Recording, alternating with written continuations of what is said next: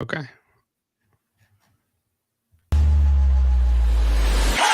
Welcome to Leatherbrains, the podcast for fantasy football. Now, introducing your host, Hunter Slapdog Amoruso, and Matthew Scotty Holtmeyer.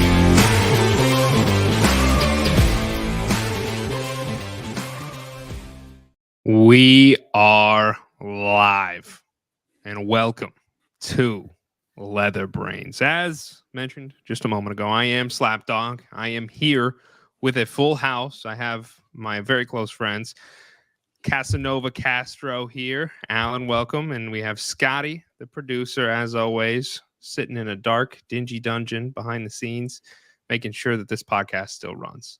We do greatly appreciate you. Gentlemen, how are we doing? Did we get our fill of football in this weekend? There was a lot that happened. No, I'm depressed. Alan and I are both probably depressed. That's true. I'm okay. I'd rather lose during the season than at the end. I'd like to start out the podcast by saying this. We are not a Chiefs podcast. I just want to state that. We are a Dolphins podcast. So if we took a majority vote right now, I think we would be. Well, there's some other team members that are kind of behind the scenes doing some stuff, and or Yeti, who's also not here. So I'd actually argue that we're not a majority Chiefs podcast. Yeti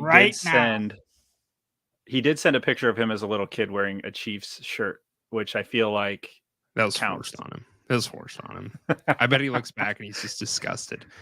This is one of his biggest mistakes in life. Welcome in, everybody. If this is your first time here at Leatherbrains, we do appreciate you tuning in. And if you're a return listener, welcome. I think I said return listener twice. But regardless, we're just going to jump right in. There's a lot to talk about today. So, of course, we're going to do a breakdown to the NFL and each and every one of these games. We're not going to spend a ton of time on any game in particular. I'm sure we will spend some more time on some games than others because there's more to talk about. But we're going to be going over the fantasy football implications in those games. After that, we're going to do the waiver wire because that is how you win in fantasy football. This is towards the end of the season. This is where it counts. So waiver wire, very, very important. And then we're going to finish it with your questions submitted by the Brainiac. So before we get down to business, gentlemen, because we would put this where the Carolina Panthers information would be, and we would touch on this in the game, but they didn't play. They had a bye. They had some time to relax. They had some time to think things through, and I think that they decided they're probably going to release Baker Mayfield. So that is a topic of conversation very quickly here. Kind of a shocker. And not... I think it's more of a shocker because in the very beginning of the season, in preseason, we were all very, very excited for Baker Mayfield to get to the Panthers and see what he could do for them. If you would have told me that they were going to cut Baker Mayfield, back in week 2 of the preseason, I would have been like, are you crazy? Is this a crazy move? I don't think it is, but I'm curious to know your guys' thoughts. Listen, there's going to be a lot of turnover there. Matt Rule, greatest football coach I think I've ever seen, is no longer there. Easily. Bold claims to start off this evening. Yeah, I had to. Okay. There's going to be a lot of turnover. They have to cut bait. They have to make room. They got it. The next coach, they want to come in and be able to make it his own. I don't think Baker was ever going to be the answer there. I think it was a neat little experiment to see if it could work, but I think we all saw what we thought we would see from Baker. Mm-hmm. Yeah, I don't know if you have anything to add to that, Scotty, but I think you pretty much covered it. It is something that it was an experiment. I think they were fingers crossed that maybe it could turn into an experiment that was in their benefit, but very clearly did not. So I think it's probably time. Do we think Baker Mayfield gets signed somewhere else? Maybe as a backup role? I mean, is that kind of the future for him, is what we see as like a backup quarterback-esque type role? Yeah, I mean, he certainly would be competitive skill-wise with a lot of the backups in the league right now. The problem is with him being a backup is we all know what his attitude is, and I don't know how he would function as a backup, like on a personal level. So I don't know. For me, it's if it was in a vacuum, we were just looking at his talent. He's not obviously great, but I think could suffice as a backup. But when you add his attitude into there and just kind of the toxic environment that he tends to foster at these teams, I don't know. I don't know if anyone's going to take that risk. I'm guessing that somebody will have to. Somebody's going to be put in a position where they have to sign him. It's not going to happen, but a situation like what we're seeing in San Francisco, where you're on your third string quarterback and you need someone to be able to compete. I don't see them signing Baker Mayfield, but that's going to be the kind of situation where he gets picked up in. Okay. All right. Let's get down to business. Let's get down to business. Let's get down. So, dang it, sorry, I tried to click pause and it didn't cut it. We're gonna start out with the Buffalo Bills versus the Patriots. Buffalo wins this game 24-10. I think at this point Buffalo is the real deal. I mean, there was some speculation a couple weeks ago. Is Buffalo, are they it? They're currently 9-3. They're leading their division. I don't know if there's a whole lot to talk about in this game other than James Cook. I do want to highlight him for a second because I mentioned this a couple weeks ago, and I don't want to say that it's going to happen. But James Cook actually, he had a record game. He had the most touches in this game. He went 14 for 64 and 0. But he also got worked in the passing game, going 6 for 6 for 41 yards. He was on the field for 43% of the time. And then you had Devin Singletary, who had one less touch than him. Devin Singletary went 13 for 51 and 1, getting the touchdown, and 0 for 2 in the passing game.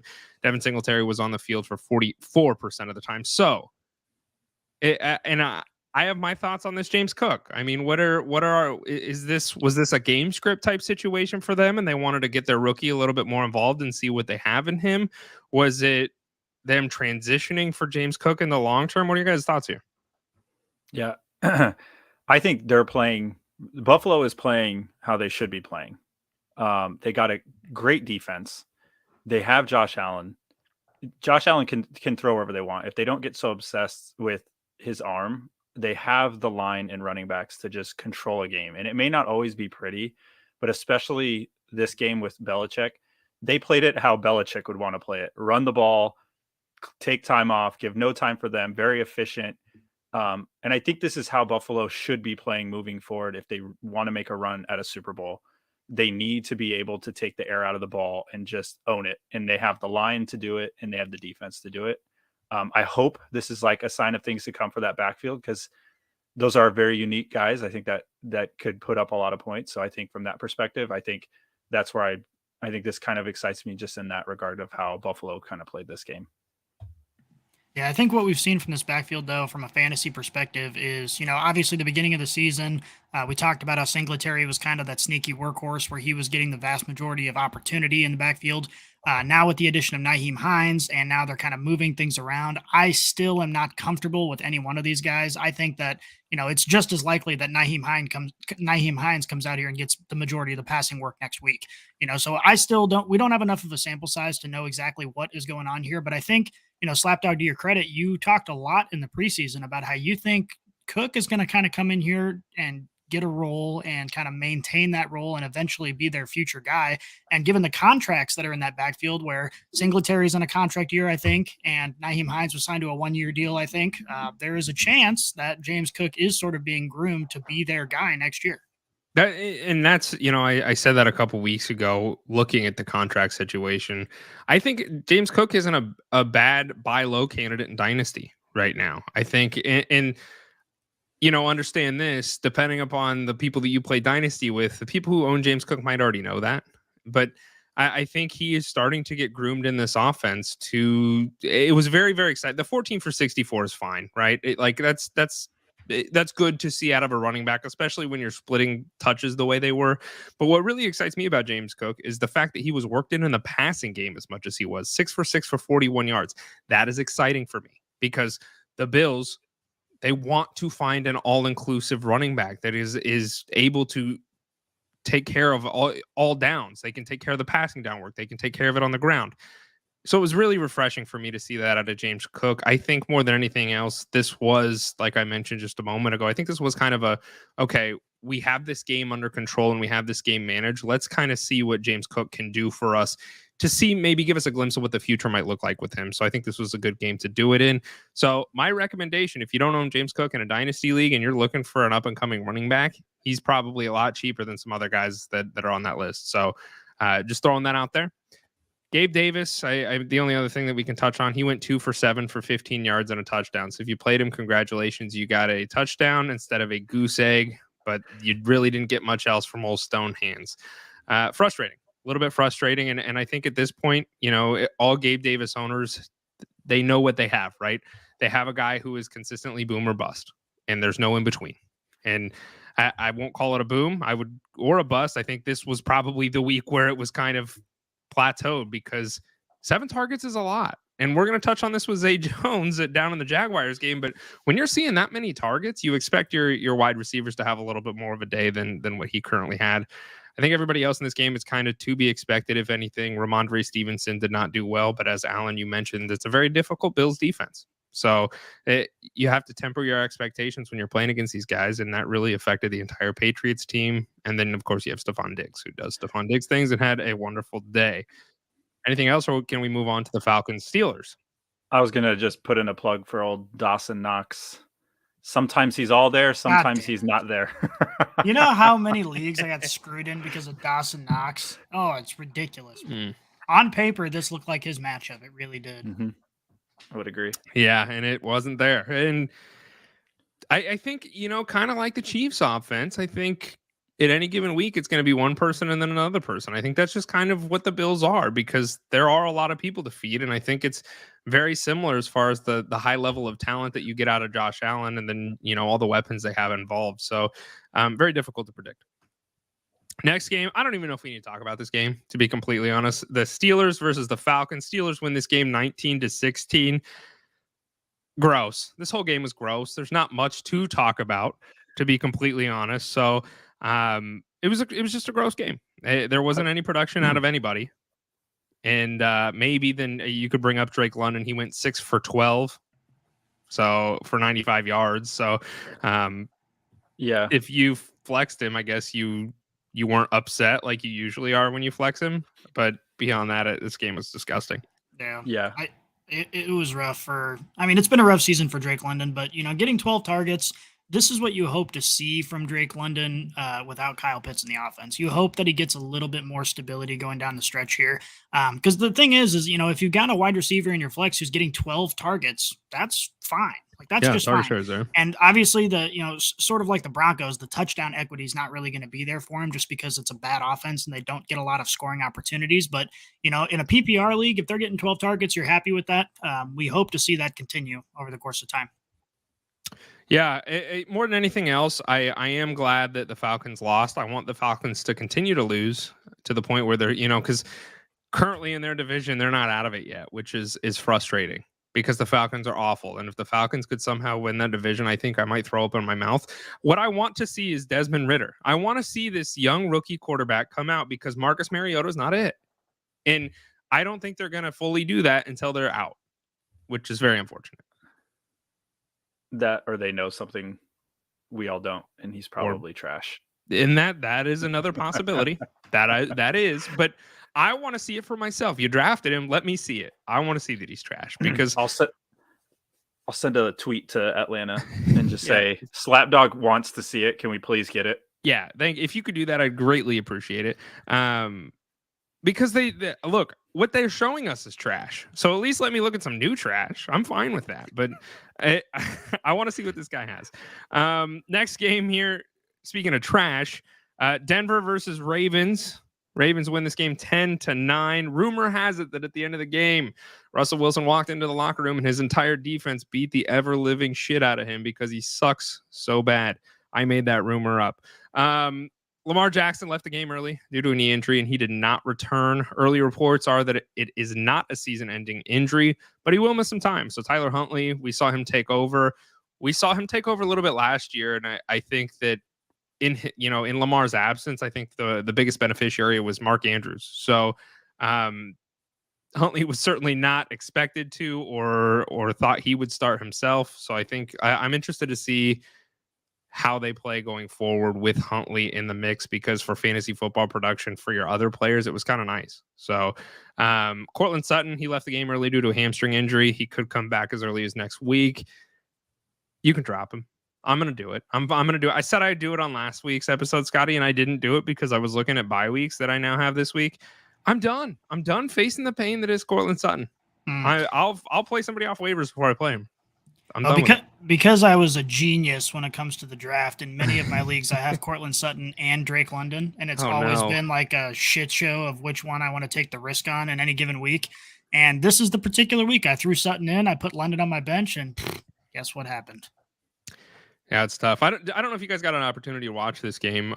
It actually came down to the very end, believe it or not, and Russell Wilson could not get it done. So I want to say there was 30 or 40 seconds left on the field, and Russell Wilson had to get it in field goal territory to win the game, and they couldn't do it. So It's yet another week where Denver's defense did like literally everything they need to do, and their offense shit the fucking bed. yeah, it was pretty disgusting. Go ahead, Alan. I was going to say they did get a field goal attempt out of it, but it was like 10 yards short and wasn't very exciting. Well, it was. But it looked. I think it looked. Was that the game where it looked good and it wasn't, or was that another field goal kick? There was one where I threw my hands up. It might have been the Colts game, or not the Colts. I don't remember who it was, but it was short, and it was like, man, you put him in a really bad situation for it was like a 50-something yard field goal, and he didn't end up getting it. Greg Dulcich led the targets and receptions for this team. He went 6 for 8 for 85 yards. I don't hate Dulcich as a tight end play. So if that's where you're at this point in the year where you're trying to find a tight end and Dulcich might be sitting on your waiver wire, I think he's about as probable as any of the other tight ends to get production, right? Because when you start a tight end that's not named Mark Andrews or Travis Kelce, you run the risk of putting up a goose egg regardless of who they are. So Dulcich, he led the targets on this team. I'd probably play him. And I don't know if you guys are in the same camp on that one, but I think that's where I am. Yeah, I mean, it really depends on who's available. I personally, when it comes to the tight end position, I'm all about upside. You want to get the guy who's going to get red zone targets, who's on a good offense that even though he, might only get 4 or 5 targets a game, if he's getting targets in the red zone, I would take him over Dulcich, which is a guy who's a great talent, but on this offense that can't get in scoring position. And so his touchdown equity is basically zero. It all depends on what's available for you. I don't hate it, but I think there are probably other options on your waivers that offer higher upside. Okay. Last thing to note in this game, Jerry Jeudy did come back. He was back this game, and you couldn't tell. You had no idea Jerry Jeudy was on the field because, like you just mentioned, Scotty, this offense is terrible. It is an atrocious offense. Russell Wilson is bad, and unfortunately, I think we are going to be stuck watching bad football from the Broncos for the foreseeable future because of the hole they dug themselves. We have to do my favorite segment. We all lost last week because we played who scores the Broncos touchdown, and they didn't score one. So now we have to pick a new guy this week. Who do we think? They get the Chiefs, which the Chiefs defense is not great. So I think the upside of touchdown is high. I don't think that matters. I think that the Broncos offense is going to play to the level of their defense. That's how bad they are. So, okay. You know what? But I will pick a person. I'm going to pick a person this week. I'm going to say it's Latavius Murray this week. I'm going with Jerry Jeudy. Okay. You can take Murray. We can ride. No, I'm going to say Russell scrambles for one. That's their touchdown. Okay. Well, let's see. Let's see if we're right this week. What a freaking terrible game. And I will say it is a downgrade. It hurts for our Lamar Jackson owners who are scrambling for a quarterback. We do have some waiver wire targets that might help you out there. So next game, this was my game of the week. As somebody who is not a fan of either the Green Bay Packers or the Chicago Bears, but a fan of chaos. That was what I was rooting for in this game. Green Bay won this game 28-19. Aaron Rodgers does still, in fact, own the Bears. That very apparent. I was expecting him to win. I think most of us probably were, but I was really a small part of me was like, man, if the Bears could do this right now, I'm gonna be one happy camper. But they did not. Where I was wrong is Justin Fields. So, and I have to call myself out on this one. I thought with Justin Fields having a separated shoulder, he would be done. Turns out his legs still do work. Justin Fields went 6 for 71 and 1 on the ground and 20 for 25 passing attempts for 254 yards and 2 interceptions through the air. Fields, right? He's somebody, like I said, I was not expecting this. I was expecting Fields to look bad. He still did not look bad Granted, he threw 2 picks. Right. But there was flashes of greatness. I don't know if you guys watched the game. I think so. I saw it and I was like, man, he doesn't look terrible. So I was pretty Mm-mm. impressed with that. No, just him. I think if you include the picks, he was 22 of 25, which is that means there's only Pretty damn 3 good. balls that really hit the ground. So that's a spin zone. Yeah. But yeah, I really was hoping the Bears were going to win this one because I wanted to see the crowd's reaction to Rodgers after calling him out. Like, I was like, oh my gosh, this is going to be it. So did This I. is going to be fun. And then freaking Rodgers just went Rodgers, man. And You think Rodgers retires at the end of the year if he loses against the Bears? Like, there's still a chance that he retires, but like, this might have pushed him over the edge. Like, he's like, if I lose to the Bears, it's time to call it quits. So he didn't. So we'll probably see him for another year. Green Bay's backfield, it is, worth noting. AJ Dillon was a beneficiary on this one. He had 18 carries and Aaron Jones only had 9. And Aaron Jones, he had a good day with 93 yards and a touchdown. And he got some passing down work in.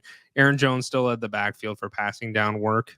Yeah, he had 5 for 5 for 24 yards. So AJ Dillon was the guy to own in this one. I mean, I think it's a coin flip week to week. I don't know if you guys agree with that one.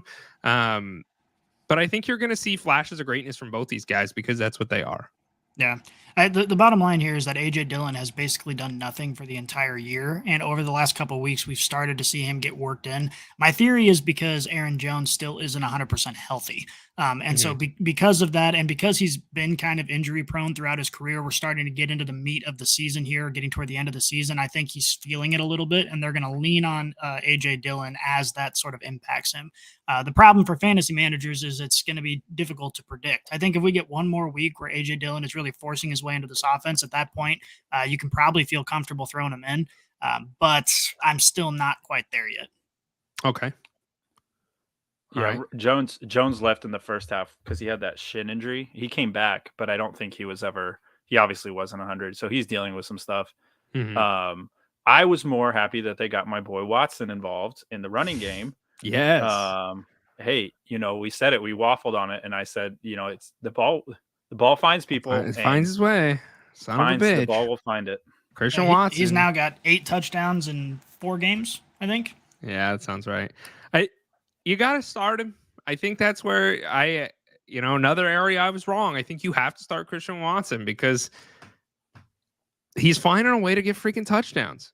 He had one carry for 46 yards and a touchdown, and then he went 3 for 6 through the air for 48 and a tutty. So he had a great day for fantasy football. And this guy, he's consistently getting 6 goddamn targets a freaking game, and he's still getting tutties. So this is what happens with Aaron Rodgers, though. He finds his guy, and he just makes sure he gets the ball to that guy in key situations. He's a big trust man, and he has found trust in Watson, and he is going to throw the ball to him. Trust or truss with 2 S's? Either way, both. Okay. All right. I just wanted to clarify that. Yeah, you're right. I mean, that's what it is. So you got to play him. If you have Christian Watson, I think he's a must start at this point. Anything else in this game, or can we move on to my game of the week? All right, perfect. We're going to move on to the Jaguars Lions. Scotty, as a fan of the Lions, how did you feel? As a big Dan Campbell fan, they won this game 40-14. Are you pretty ecstatic about that? No, I'm not at all ecstatic. No. I think the storyline for this game is Detroit is getting healthy all at the same time. We're starting to see DeAndre Swift kind of look like his old self, look a little bit more efficient. We're seeing the receiving core get back into it. If everyone's healthy on this Detroit offense, they can be a killer a little bit, as we saw against Jacksonville here. Say it, Scotty. Say it with the chest. I know you're a big Lions guy. You mentioned Swift and Williams. Williams has been the main back to own for most of fantasy. But Swift actually, he out-touched Williams this week. Swift went 14 for 62 and 1 on the ground and 4 for 6 for 49 yards. Williams on the ground, 11 for 35 and 1. And it is worth noting, Swift was on the field 51% of the time and Williams was on the field for 30% of the time. Do you think this was more due to game script because the Lions were steadily ahead? That's the camp I'm in. I don't know if you agree with that, but... So I agree, kind of. The biggest takeaway for me watching this game is Swift is starting to pass the eye test again. Where when he was kind of dealing with the injury, they were only playing him, giving him 8-9 touches total. You could just tell he wasn't quite in the game. My argument, just to throw my trademark shade at the Lions, they could have had this DeAndre Swift back 3 weeks ago if they would have just effing sat him and let him get healthy instead of using him just enough to drag it out for 6 weeks. But now that, he's getting back into the swing of things, DeAndre Swift has always been the better running back in this backfield. He just hasn't been able to show it because of this, nagging injury concern. And so I think, going forward, I do think it's going to be kind of tough to tell which one of these guys is going to be getting the value here because both of them are getting touches in the red zone. They're both getting those high value touches. So it's going to be a little bit tough for fantasy managers. And I speak from experience because I own both of them in several leagues. Okay. I would probably start Williams over Swift. That's where I'm at. They play the Vikings this week. By the way, the Lions are actually favored to win against the Vikings. The 10-2 Vikings are not favorites. The Lions are. So I wanted to point that out. I know that sounds crazy, but it is the truth. Lions are minus 117 and Vikings are minus 104. So it's very close, but the Lions are actually favored to win this game. So pretty crazy. ETN, he had a quiet day. I think this is in large part due to game script because the Jaguars needed to start throwing the ball. They got down early and they were trying to play catch up, and that unfortunately means that ETN did not do well for you in fantasy football. I think, very obviously ETN's a must start for you, but unfortunately due to that game script, I think this shows you what could happen to ETN. Unfortunately, is he can get written off because of a bad game script. So is ETN a must start for the rest of the season? I guess that would really depend on who you have on your bench, but I would lean towards you've seen what he can do, and it's not much. So that's my only hesitation, and I just want to bring that up. I don't know if you two share that same sentiment, but I think that is worth noting. Yeah, I think Trevor Lawrence being out, it looks like he dodged any major knee injury. It was an ugly tackle. I don't know if you saw it. His whole left leg got bent under him. Yeah. I think if he is going to be out for a significant amount of time, that leaves, who was it, CJ Beathard that had to come in. Yikes. He might get a lot of work, so there might be some upside just because they might have to lean on him for any offensive production, but yeah, he might just be running into a brick wall for 4 quarters. Yeah, that's not going to win you any favors in the running back room. So, yeah, I think that, like you mentioned, Trevor Lawrence's leg, I think that's about it for this game. Lions, like I mentioned, are road favorites. I'm actually kind of excited for that because, in the last thing, and I didn't put this on the show notes, but Jameson Williams, their wide receiver who they drafted, he tore his ACL in the NCAA championship game this last year. They drafted him knowing that he had a torn ACL, and then this was his first week back, and it was actually pretty abysmal. I was pleasantly surprised with how much he did not do for this team. I think he had 1 target and he did not catch it. And he was playing on special teams, which is dumb. Absolutely mind-blowing. I do not understand how you draft this guy high. He's your, young. I mean, Amon-Ra. You're gonna argue Amon-Ra is your young stud star wide receiver, but this guy is also that caliber of level, or was in college. We haven't got to see him play, and you're putting him on special teams. Dumb. That just, to me, yeah, very stupid. That's one check against Dan Campbell, Scotty. I'll give you that one. I do love Dan, but I think that's just a stupid decision. I don't understand that, and I would love for them to explain that to me a little bit better. I don't trust Jameson Williams was somebody I told you to go pick up off of waivers. I own him on my team. I'm going to give him another week or two and maybe see how he does. But given how far we are in the fantasy football world and with playoffs approaching, I think you could probably drop him if you need to. So that's it for this game. The next one, actually, I'm going to be completely honest. This was the game I was most looking forward to this week because it just had revenge written all over it. It had drama. It had a lot going on. It's the Cleveland Browns versus the Houston Texans. Cleveland wins this game 27-14. So the reason for the drama, Deshaun Watson. This was his return to the NFL after 700 days of not playing football. And he was returning to the NFL playing against his former team. So I'm sure there was a lot of emotions going on, a lot going on, for him in this game, but he didn't look great at all. He went 12 for 22 for 131 yards and 1 interception. He had 7 rushing attempts for 21 yards. I expect this from Trevor Lawrence. I expect this from I don't even want to say Justin Fields. I expect this from Mac Jones. I expect this from Zach Wilson. I did not expect this from a quarterback who is consistently finished in the top 10 for fantasy football production.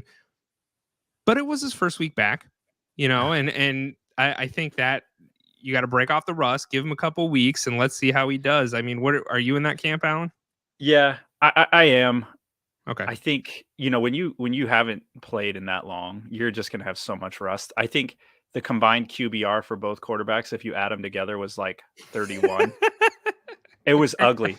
The Browns scored 27 points, but none of that was on offense. Mm-hmm. None of that. You had a punt return, interception return, a fumble return. So it's really was the Browns defense was the one thing that you could own in this that netted you anything. And if you had to play against the Browns defense, I'm really sorry because I don't think anybody saw that happening.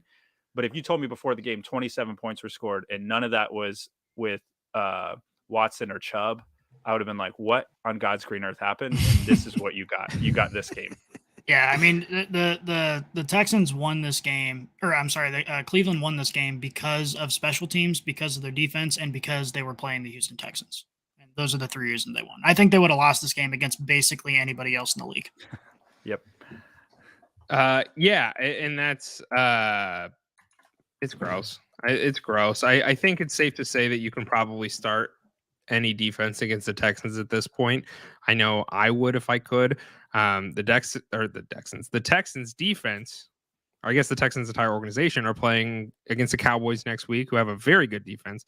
Then the Chiefs, the Titans, and the Jaguars. So I think, I would play those defenses against the Texans because historically Chiefs are okay, Jags are okay, but the Titans and the Cowboys have very good defenses. So I would feel very comfortable starting those. The Browns don't even have that great of a defense. Like it's not terrible, but it's not great. It's kind of a middle of the pack defense, and they come out and do this to the Texans. So like, what do the Cowboys do next week? Do they just start their second string guys just to make it more interesting? Because it's disgusting. So if you're looking for defenses to stream, look at who the Texans are playing. Go get them. That's what I would recommend because at this point, we're looking at any advantage that we can to get you into the playoffs and or get you a nice playoff seeding. So play it. I think the last thing to note here, I think everybody expected, myself included, that Nick Chubb was going to have a great game. And like you mentioned, Alan, it was really the defense that did everything for this team. But it is nice to know. Amari Cooper seems to be the favorite for Watson. He did have 9 targets while Donovan Peoples-Jones only had 3. You could argue this was partially due to game script. You could argue that it's his first game back. I mean, there's a lot of arguments to be made there and all rightfully understandable. But if you're an Amari Cooper owner, it was nice to see that he was not written off into the abyss. And he looks like he will probably still be a favorite target for Watson at this point. So next game, New York Jets versus the Vikings. This game was fun, gentlemen. This game was a very fun game. I was truthfully hoping for the Jets to win this thing, and unfortunately, Mike White could not get it done. White went 57 passing attempts, completed 31 of them. This is what the Jets offense should be. Joe Flacco did the same thing, and I loved it. Mike White did it. I loved it because guess what? That's fantasy football production from players, and you love to see it. So if you're playing in fantasy football, this is what you root for week in and week out, is that you own a piece of the Jets and they throw the ball 57 times. Great to see. And Mike White will be a waiver wire target, and we'll get down to that a little bit later. Zonovan Knight, running back for the Jets. Maybe the person to own for this Jets backfield if Michael Carter misses any time. Bam Knight went 15 attempts for 90 yards and 0, but he also saw 5 for 5 through the air for 28 yards. It's interesting to me. And it took me a little, I really had to think about this because I was under the camp that James Robinson was going to be the biggest beneficiary of Michael Carter being gone, right? And I'm like, why in the hell are they not using this guy? And then I got to thinking, maybe, and I don't know if this holds merit, but maybe it's because when they drafted him, I want to say it was like for a 5th or a 6th round pick, somewhere around there. But there's in his contract, it's if he gets over a certain amount of yardage, that pick becomes a better pick for the Jaguars. And I'm like, maybe that holds a little bit of merit, maybe. Or maybe Zonovan Knight really truly is just a better running back than James Robinson, and they believe that. I don't know. But it was kind of shitty to see that James Robinson was healthy, he was playing, and he barely got utilized. So Bam Knight, if you ended up picking him up, you were not necessarily disappointed with his performance. Last piece of information here is Garrett Wilson. So my question to you, gentlemen, is Garrett Wilson a must start when Zach Wilson is not his quarterback at this point? Because last week against the Bears, he was wide receiver 5. This week against the Vikings, he was wide receiver 9.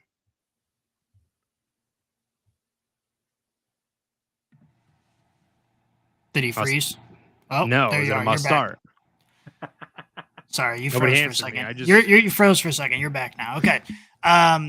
The answer is yes. I mean, we're seeing the real talent of this wide receiver core when you don't have a potato throwing the ball around the field. I mean, it's when you have some semblance of a competent offense that is able to get the job done through the air, you have weapons. And Garrett Wilson is one of those weapons. So, in the 2 weeks with Mike White, he's been a top 10 wide receiver. I would love to have him in my lineup. No questions asked. Okay. He saw 15 targets this last week. If you told me a wide receiver was seeing 15 targets, I mean, you're starting him. Like, that's where you're at. He does get the Bills next week. That's difficult. That is a very difficult matchup. And I don't necessarily know if I would play him in that game. But after the Bills, he has probably one of the juiciest playoff schedules. He's got the Lions, the Jaguars, and the Seahawks. So definitely a trade target for me. I know that, in our league, the trade deadline is over, but there's still a lot of leagues out there that it's not. I would definitely be trying to acquire him in any league that I can. And I think aside from next week, he probably is a must start. That's the camp that I'm in, because if they're going to throw the ball 57 times, you're probably going to want to start most of these Jets wide receivers, to be completely honest with you. So I also think fantasy football trade deadlines should end for everybody at the playoffs. I don't know why. And the That's actual plug. What do you mean? In fantasy football, I think you should be able to trade up until your team's playoffs or your league's playoffs. Then it's locked in. Okay, I see what you're saying. See, this is an interesting topic of conversation, because I disagree, because then you get an argument of collusion, and people like, well, if I'm not going to win it, I want this person to win it. So then they trade away their whole team for pennies on the dollar, and I don't like that. The reason that I like our current situation or our current setup is because, especially in a year like this, anybody could still get into the playoffs. Like, that's in most leagues that I'm in, that's realistically where it's at. So I think our trade deadline is week 10, Scotty, is that right?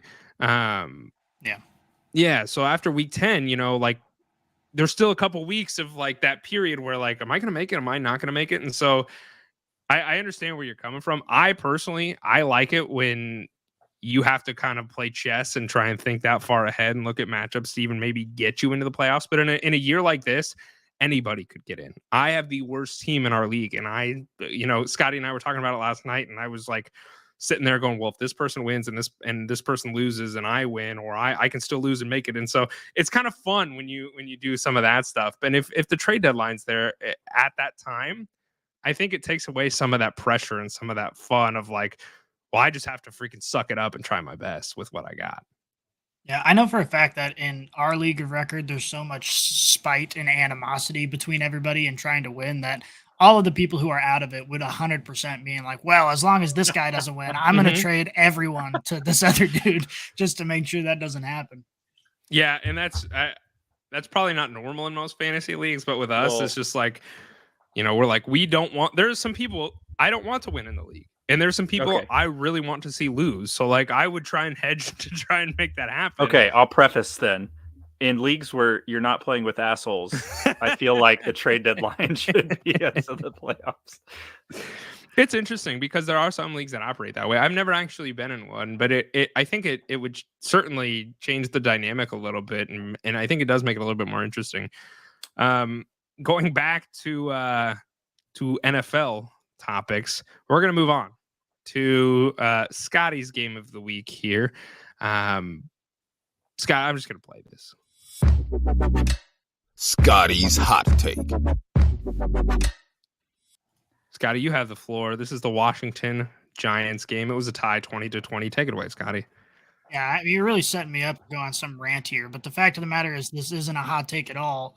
It's professional competition. Why are you allowed to tie? It doesn't make any sense. Like, why? Like, we see the perfect blueprint of how this should work in college football. Right? Play the game until somebody wins. I don't understand how we just say, well, both teams tried hard. It's a tie, and everyone just goes home. It's just very stupid. I really thought there was going to be more of a rant there. Oh shit!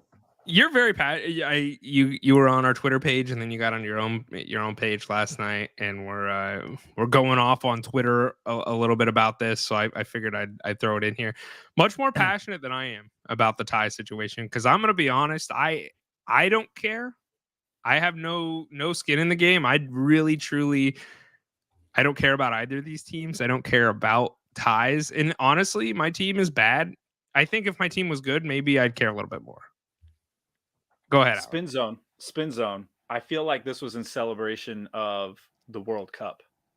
I think this might have been just an ode. I actually commend Roger Goodell for setting this up so that we could see a tie in our game, to just remember that there is soccer going around the world. So I think this might have been just like a good nod and homage to the game of soccer in this. That's how I view it. And so kudos to Goodell.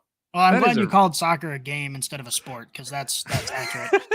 But I just had this conversation with a coworker of mine who's a big soccer fan. He's been all gung-ho about the World Cup. And in the first round of the World Cup, there were like 18 ties.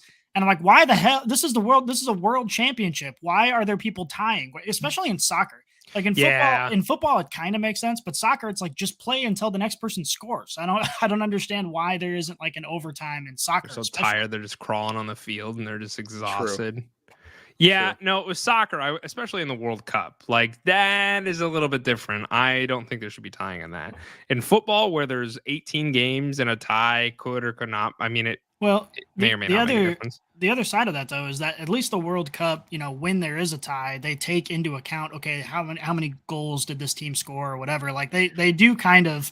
They use it in the realm of competition. Whereas in football, we just say, well, that's it. It's over. And then there's just no other implications outside of the tie, which doesn't make any sense at all. The point that I made on Twitter was just like, if you imagine yourself, you just go to the park and you find yourself in a pickup basketball game with some high school kids, they're not going to allow that pickup basketball game to go to a tie. Like, there's more competition in that like neighborhood pickup basketball game than there is in the NFL. Like, winning matters more to those kids than it does to these professional athletes. Doesn't make any sense. Timeout. Bullshit. I'm the elder statesman here. My knees would be totally fine with a tie. You'd be like, all right, guys, cool. We all played. We had fun. We tied. We're all winners today. Let's go home. Street lights are on. Everybody home.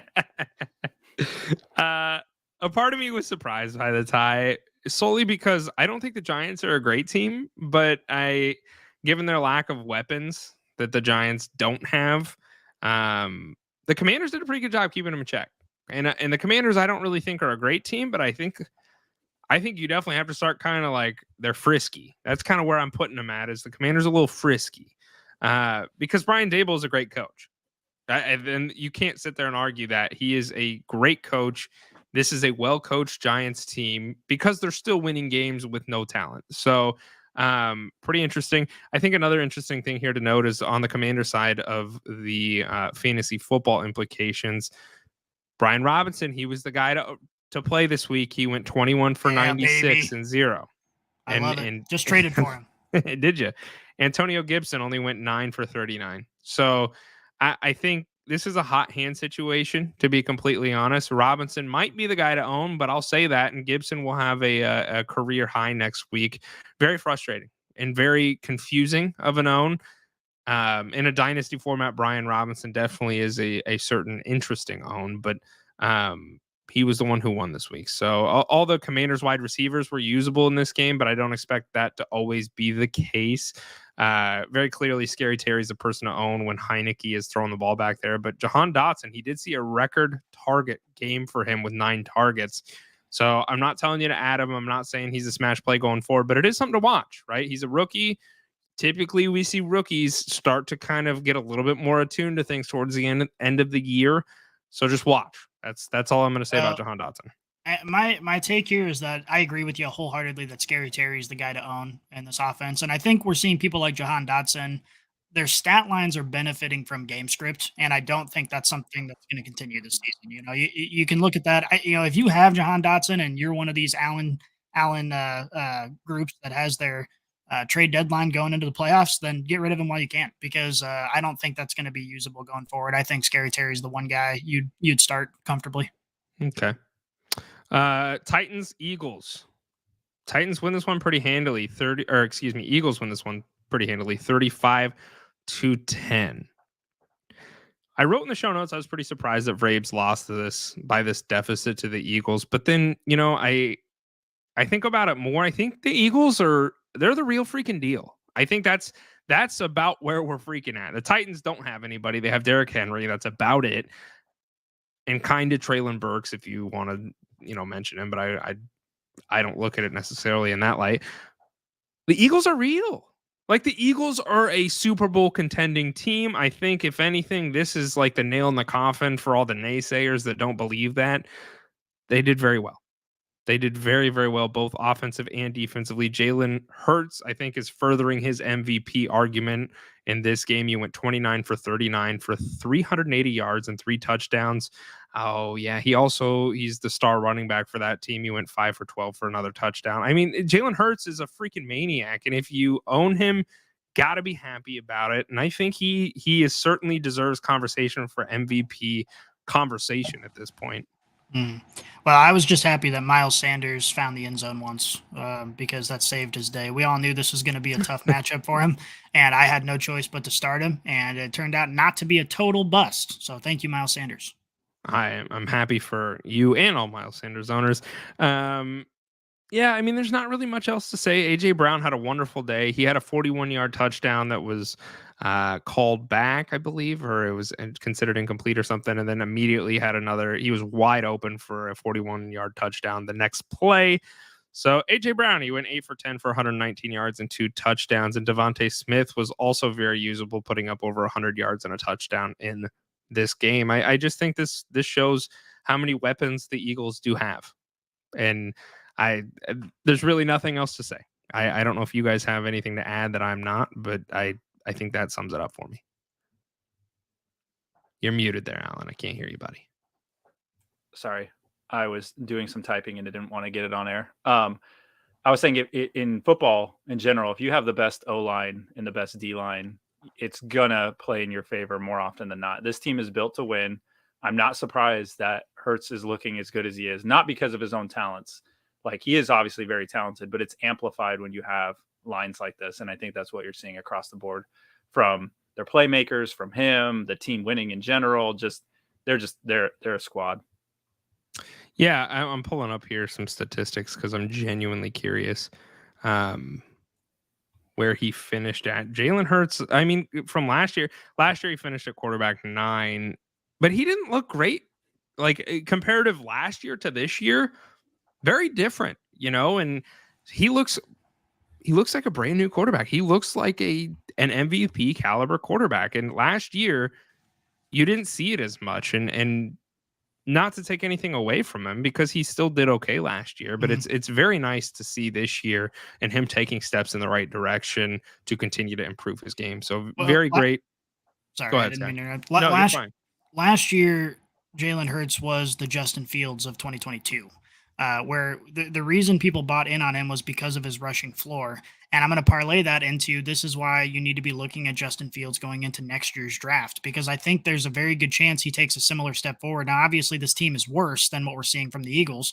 But Justin Fields, I think, with the for whatever reason, it took them forever to figure out they have a rushing quarterback. But now that they do, this guy has got to be a relatively early round quarterback in comparison to the other quarterbacks drafted. And I think Jalen Hurts kind of underscores that. You see what this talent progression can turn into over the course of time. Sure. I will say, you mentioned Justin Fields.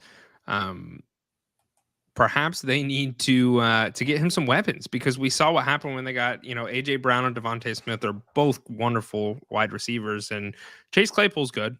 But beyond that, and Darnell Mooney's all right as well, but I don't think they're at that caliber of wide receiver. And so they need to help him a little bit, I think. But I agree with you. I think Fields certainly needs to be, next year, is going to be very, very sought after a lot earlier than some of these other quarterbacks because of that rushing upside.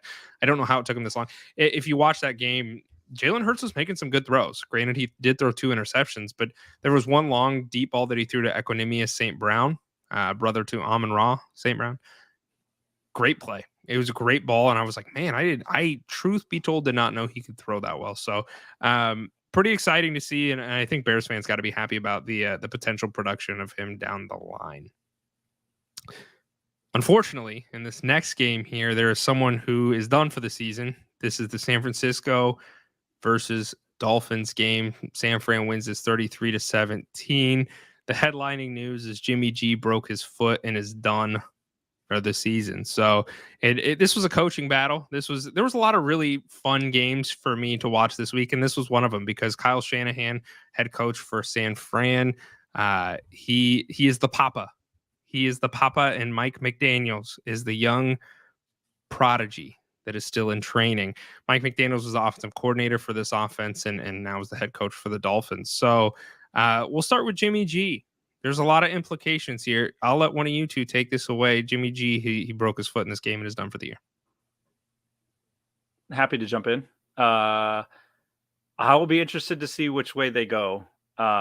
Jimmy G is a beautiful man, so I'm sure he'll be just fine with his broken foot. But interested to see which way they go. I think San Fran they got to bring somebody in. I've heard rumors of Matt Ryan possibly requesting to let go.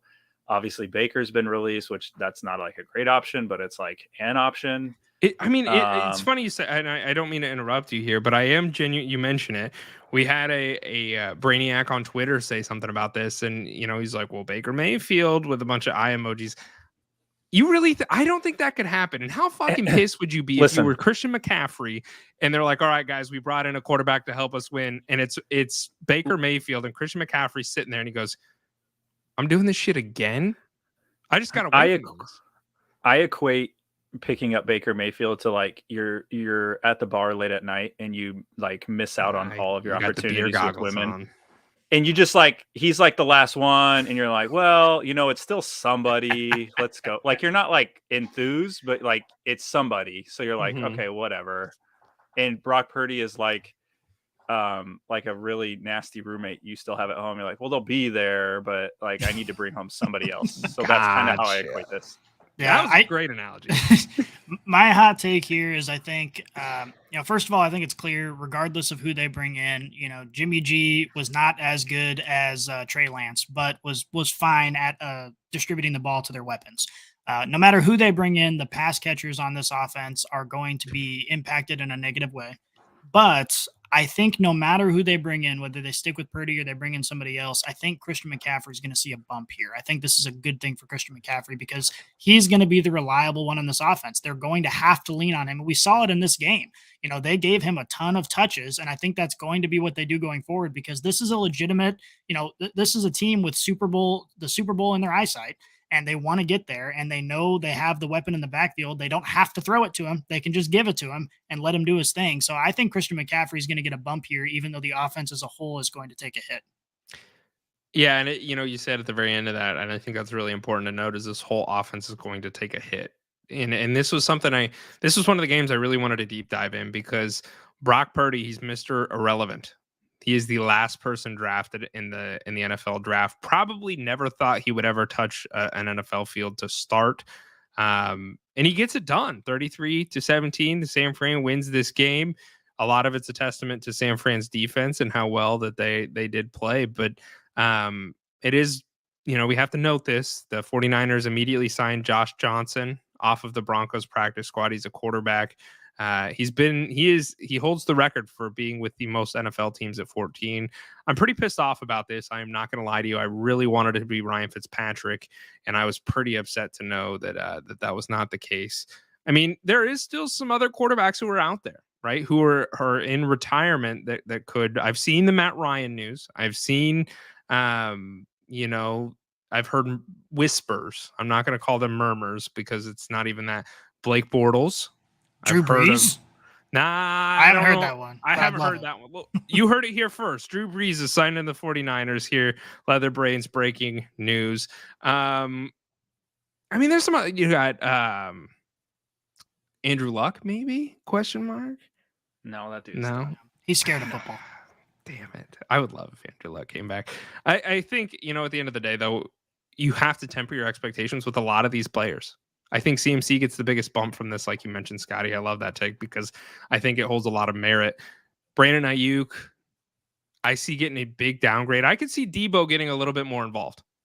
I could see that because he is their utility player, and he's somebody who, in years past, they've kind of used him in that utility role, and they might have to kind of do that again to get some production out of their offense. So I could see that. I think Kittle takes a decent hit as well. So it sucks, right? And we don't root for injury, but I will say for those people in a dynasty format who are holding Trey Lance in the hopes of some people are afraid. They're like, okay, well, I own Trey Lance. Like, what do I do with him? Because he's, he was done for the year. Is he going to come back and look the same? Or like, they didn't even really get to use him. Are they just going to move on from him? I think, if anything, this Jimmy G injury really helps cement Trey Lance as the future there. I didn't think there was too much concern, but for those that did have concern, I think this really helps alleviate your worries in that regard. Yeah, it's too bad the timeline didn't work out such that they could have picked up Jacoby Brissett. Because I think that would have been a really, really good, like role player for this offense. And I think, with the weapons there, he would have been really successful. We saw how successful he was with the Browns. And even, looking at the Browns game this week, that offense looked better with Jacoby Brissett back there. And I think that'll change over time as Deshaun Watson gets a little bit better. But, Jacoby Brissett's a perfectly viable quarterback option, or even Huntley would be another option. If this would have just happened a little bit before the trade deadline, I think they would have had some real options to carry this team into the postseason, but is what it is for him, I suppose. Damn it. That really sucks too. Cause this is Jacoby's, like, he's on a 1-year deal. And after that, he's done with the Browns. That would have been such a perfect deal because the Browns probably would have taken almost like a 3rd round or a 4th round pick. They probably would have done that, right? To get some more trade capital for their quarterback. There's just a fill-in guy who's doing really well. That would be so cool. Jacoby Brissett just signs and wins the whole damn thing. Pretty tough to see, right? And I'm very curious to see how this progresses. So stay tuned. But Brock Purdy is currently the starter. Even going into next week, he probably will be the starter, but it's pretty gross. So next game, speaking of somewhat gross, Seahawks versus the Rams. Seahawks win this 27-23 against the Rams. I'm not going to lie to you, gentlemen. This game was a little bit closer than I would have anticipated. The Rams, I think they're just a well-coached team. I think, they have no weapons. They have nothing, and they're still finding ways to get it done. Unfortunately, they lost, but I wasn't expecting. I was a person who wrote the Rams off. So I wrote them off as a team that they're done. And I think for in large part they are, but they're still competing, and the Rams also do have a great defense. And that is worth noting. They still have a lot of stars on that defense, but I do want to, there's a funny clip that's shown around. So if you're watching us live on YouTube or Twitch or Twitter, you'll see the clip here, but it's a really funny clip. It's DK Metcalf. He's pre-snap. He is motioning for Jalen Ramsey because DK is going into motion, and you'll watch DK Metcalf. He'll signal for Ramsey to come follow him because Ramsey was following DK all night. So it's pretty funny here. I'll play it for you guys. And now Metcalf waves at Ramsey as he goes on inside. Looking for Metcalf. There he is. Makes the catch. Short of the first down. Darion Kendrick on the coverage. Oh, my God. Oh, yeah. Not only did he say, hey, Jalen Ramsey, come follow me, but I'm going to get the pass and I'm going to catch it. So he did that. Pretty funny. They were kind of going back and forth all night in a very humorous way. They both have a lot of respect for each other and we're kind of joking around with each other on the field and stuff like that. But it was an interesting game. One that I did not expect to be as close as it was. Yeah, I think Jalen Ramsey this year is pretty overrated. I mean, we've seen how good of a player he's been throughout his career, but this year, man, he just has not been holding up to the sauce. And with everybody, he's obviously keying on the best receivers in the league. So he's got a tall task, but he just has not performed like he has in the past. Is there any defensive players you like? You seem like an Eli Apple guy to me. I don't know. Yeah. Eli Apple's my best pro. No, what's funny is that even when Richard Sherman was in the league, I hated that guy. I still don't like him as a broadcaster, but I really hated him as a player. He was just the most arrogant SOB. I despised watching him. Yeah. I think to Matt's point, I think I saw Jalen is tied for lead league in touchdowns given up in coverage, like guys that he's covering. I think he's one of the tops in the league of giving up touchdowns. So DK was probably just trying to get a touchdown. He was like, "Yeah, come cover me, I dare." Yeah. No, I on the defensive side, I will say, and this is going to sound biased because he played for the Chiefs, but Tyrann Mathieu is my favorite defensive player of our time. I watched him since college. I loved watching him. So I will give nothing but props to Tyrann Mathieu. Yeah, it sounds like something a Chiefs player would say. Rams running back room. This one is interesting, right? So you've got Cam Akers. He actually outtouched Kyron Williams. Cam went 17 for 60 and 2. What in the hell happened here? And then Kyron Williams went 3 for 9 and 0. What a turn of events. This is, honest to God, I was thinking about this today, and I got a headache thinking about it because it is so absolutely bizarre. You drafted Cam Akers in the 4th round in fantasy football because you're like, this is going to be the guy. And then he wasn't. It was Darrell Henderson. And Darrell Henderson was the dude. Cam Akers was benched. At one point in time, Sean McVay said, hey, don't come to practice. We don't want you. Go sit at home. So Cam Akers sits at home. And then Sean comes out and says, hey, we're going to trade you because we really don't want you. We don't like you. We're going to trade you. Trade deadline comes. They can't trade Cam Akers because nobody wants him. All right. Well, Sean calls Cam Akers and says, come back into the building. You're playing for us. We're going to get you involved. So then he does that. He comes back into the building. Darrell Henderson is still leading the backfield. Cam Akers is on the sidelines thinking, why me? What's going on? And then, in what is probably one of the most shocking pieces of news in this season, the Rams waive Darrell Henderson. So they say, all right, get the hell out of here. We don't want you anymore. So then it becomes a huge crapshoot as to who the backfield is. Then everybody's like, oh, it's Cam. So they go pick up Cam. They play Cam. Oh, shit. It's Kyron Williams. He's getting all the work.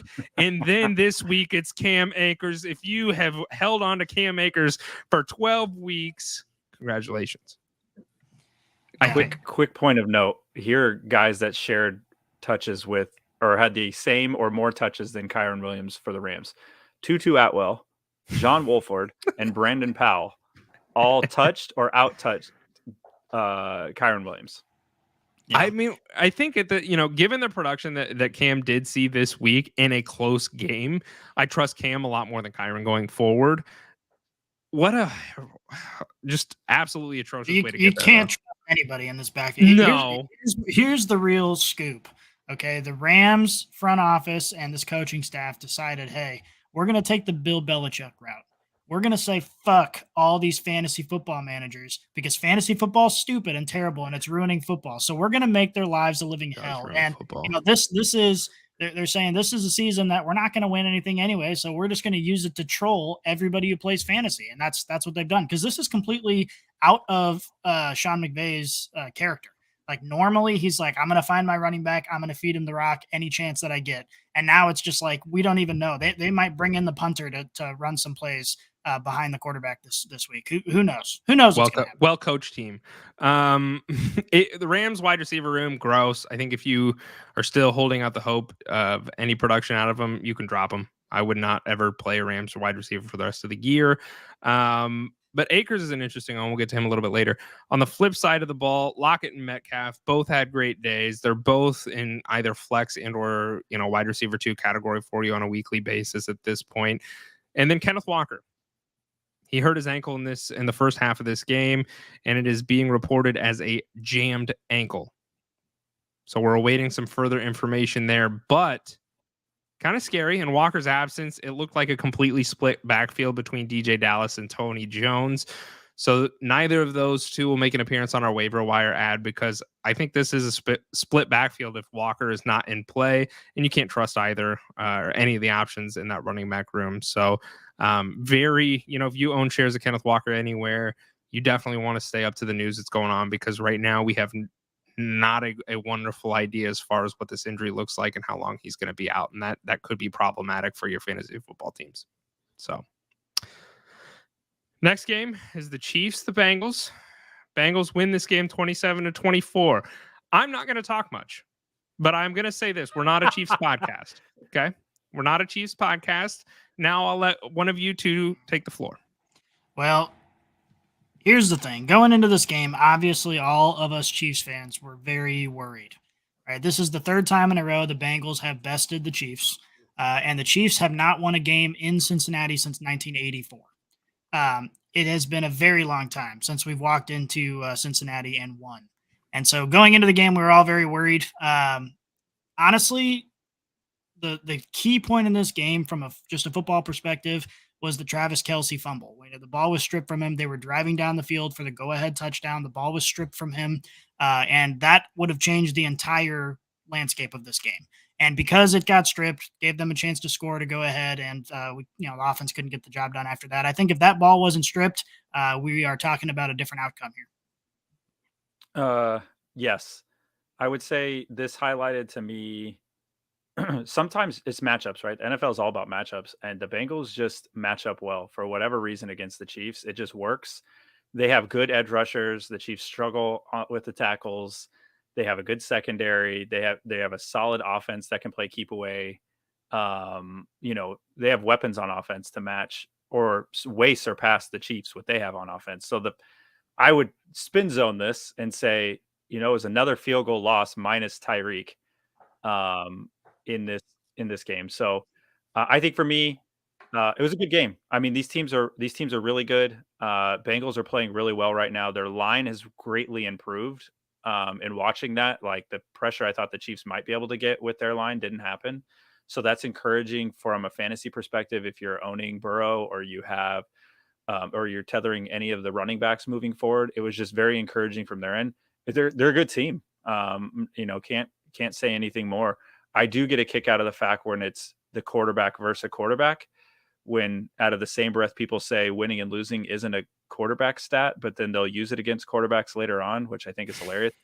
I do think Mahomes puts up like 40 points against the Chiefs defense if he got to play them, which is just my little side note. But I do think that part is funny. Chiefs defense they just can't hold it together long enough for anything.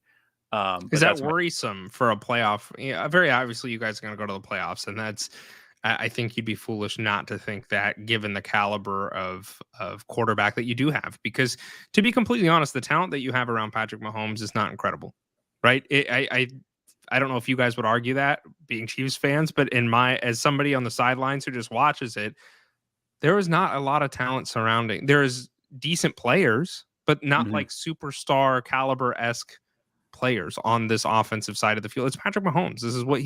That is what brings your offense to completion. Yeah, Travis Kelce's great. I will say that. But beyond that, like, the wide receivers are not wonderful. We'll talk about the running backs for the Chiefs here in just a moment. But do you have concerns about the Chiefs defense in a playoff berth? Listen, the way this team's structured right now, Mahomes has to pretty much score anytime he touches the ball, because his defense is not going to give him extra opportunities to score like Josh Allen would get, or like Burrow gets, right? Like, that's an extra opportunity to score, and his defense does not do that. He doesn't have a great defense. He doesn't have great weapons around him, but yet we're still talking about him in the MVP conversation. That, I think, just illustrates what a generational talent he is, because we're talking about him doing this, but we're also saying, well, he doesn't have anybody, or is it Andy Reid, or I don't know what's going on. It's just, he's a great player. The team itself, I do not feel is that great. So when they've gone up against these top tier teams, you see the deficiency more than when they go against maybe some of the middling teams in the NFL. Yeah. And the other thing too is that we do have one superstar on the offense besides Patrick Mahomes, and it's Travis Kelce, and we need him to show up in big matchups. He did not show up this week, and you can't fault him for that, because he plays pretty much perfect almost every other game. So everyone has an off day, and they were obviously keying on him, as everybody does. But in these big matchups, you have to have more than Patrick Mahomes show up, and you need Travis Kelce to show up and have a big, impressive game. And we just didn't see that this week, and he wasn't irrelevant by any means, but he didn't give us that normal Travis Kelce output that we're used to. Alan, you mentioned Patrick Mahomes and his playmaking ability as far as generational talent. I'm curious to know both of your thoughts. 5 years from now, Like, do we think Patrick Mahomes will still be doing the same thing? Do we think there's somewhat of a I don't want to say falling off, but like, is that within the realm of possibility? Because as quarterbacks get a little bit older, they don't, we see them transition more into that pocket passer-esque role. And Patrick Mahomes, what makes him so great is his ability to create plays on the fly. Like, do you see that becoming somewhat problematic down the road for Patrick Mahomes owners in like a dynasty format? Potentially. You also have to remember what this team was supposed to be going into this year. They were in a soft rebuild. They didn't go out and get a flash wide receiver. They got a bunch of draft picks. As bad as their defense is, you have to like almost half of them are new or rookies. So this year was supposed to be a soft rebuild in general for the Chiefs, which is why a lot of people thought the Chargers were just going to come take the division because the Chiefs weren't really doing much. So looking at it in the vacuum of that, and you look at what they're doing this year, I'm optimistic for the long-term longevity of Mahomes, seeing as what they did for him here. But like, he doesn't have like a number one like all these other teams have. Like, you go give him Jamar Chase, or you go give him Diggs, or you go give him Tyreek Hill back. Like, it's just different. And I'm optimistic, but it really just depends on that front office. Because if they hose him, there's nothing he can do about it. They just Well, and yeah. Well, and the thing about Mahomes though is that even though obviously he makes great plays on his feet, and that's what his highlight reel is him kind of scrambling outside of the pocket, making ridiculous throws.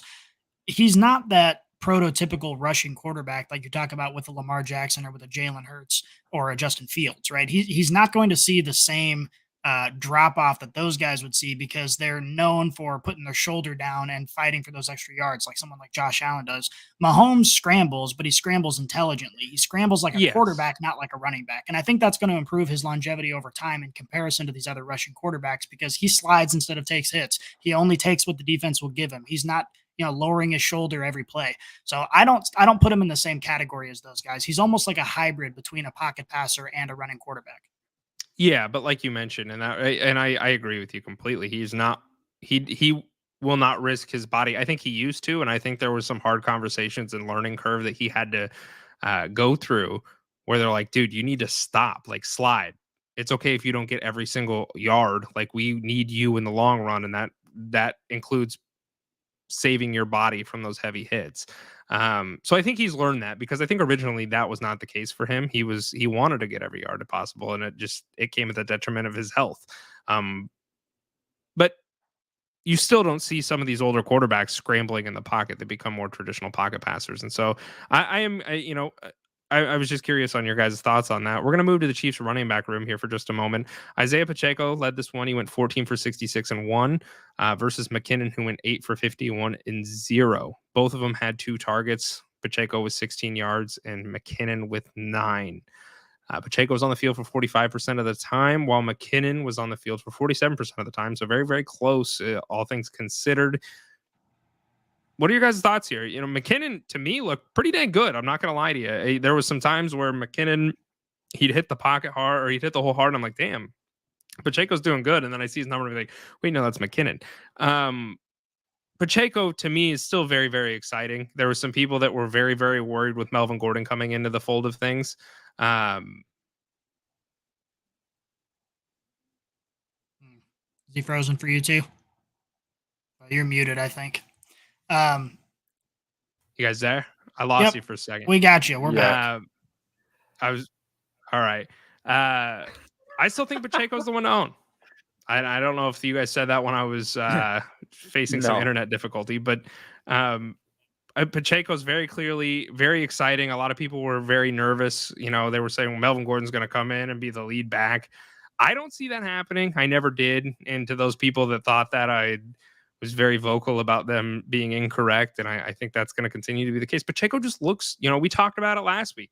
He looks like somebody who did a bunch of bath salts and then went out on the field, or he drank a bunch of Four Locos. Like, he just doesn't stop. He's constantly going.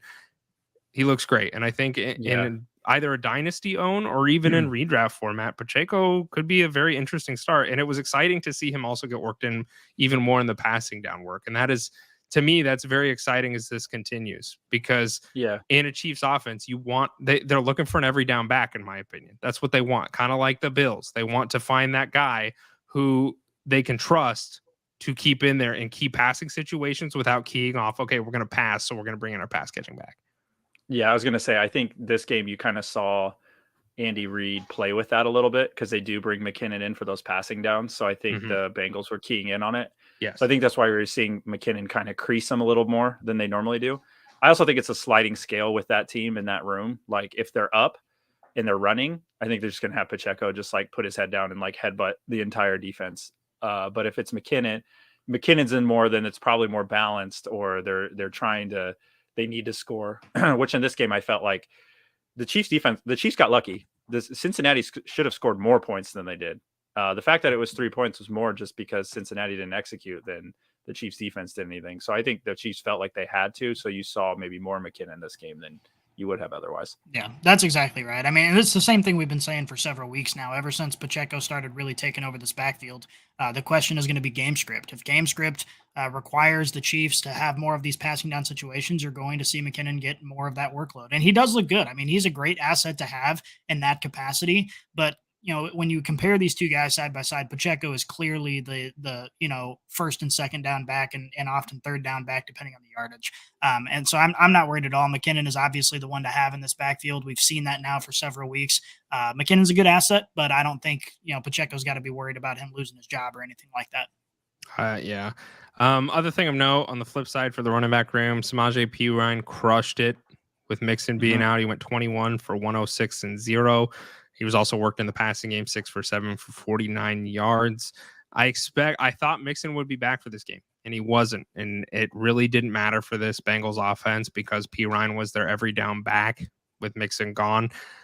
I think that's been proven. I think that is the case. So I would hope that Mixon is back next week. But regardless, if Mixon suffers any sort of injuries, you have a very, very comfortable and usable handcuff. That is, it's not a split backfield situation. It's not 50-50 duties. It's Samaje Perine. So if you're looking for a decent handcuff, bare minimum, it's going to be Perine. And if Mixon, for whatever reason, misses 3 weeks due to concussion, Perine's an instant plug and play. So yeah, well, and Perine has secured himself in that handcuff discussion with Alexander Madison and Tony Pollard. Sure. This is a guy that you're going to draft because you want him on your bench in case Joe Mixon goes down.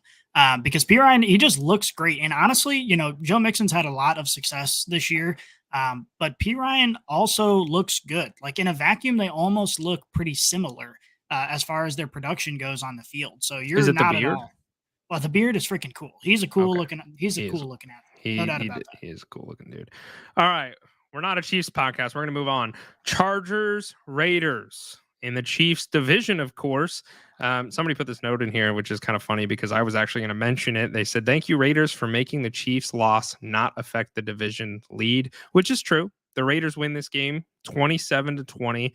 Did not see that coming. I'm going to be honest with you. The Raiders are an awful team, and the Chargers are a very good team. But my question to you, Scotty, are the Raiders making the biggest mistake of their life not re-signing Josh Jacobs? Because Josh Jacobs went 26 for 144 and 1 on the ground, and then 2 for 6 yards. He also did fumble the ball, which I do want to know. But I mean, he still had an incredible game.